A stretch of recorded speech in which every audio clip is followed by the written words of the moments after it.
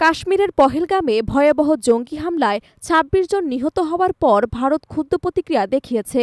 সীমান্ত পেরিয়ে সন্ত্রাসবাদ ছড়ানোর অভিযোগে পাকিস্তানের সঙ্গে কূটনৈতিক সম্পর্ক ছিন্নের পথে হাঁটছে ভারত। বন্ধ হয়েছে ভিসা পরিষেবা, স্থগিত বাণিজ্য, হাইকমিশনার প্রত্যাহারসহ একাধিক কঠোর পদক্ষেপ।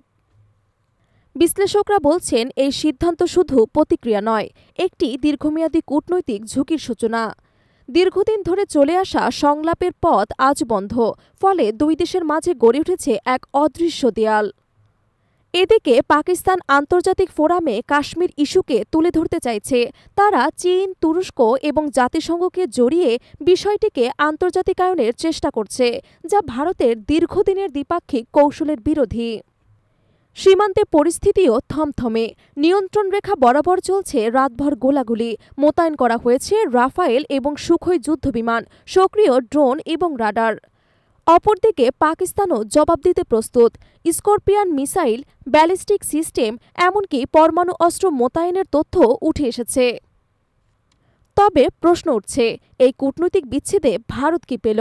নিঃসঙ্গতা নাকি ভবিষ্যতের বড় কোনো যুদ্ধের আশঙ্কা? বিশ্লেষকদের মতে, কূটনৈতিক সম্পর্ক ছিন্ন করা যুদ্ধের আগে আলোচনার শেষ দরজা বন্ধ করে দেয়া, আর একবার সেই দরজা বন্ধ হলে ফের খোলা বড়ই কঠিন। আপনার কি মতামত? আপনার মতামত জানান কমেন্টে।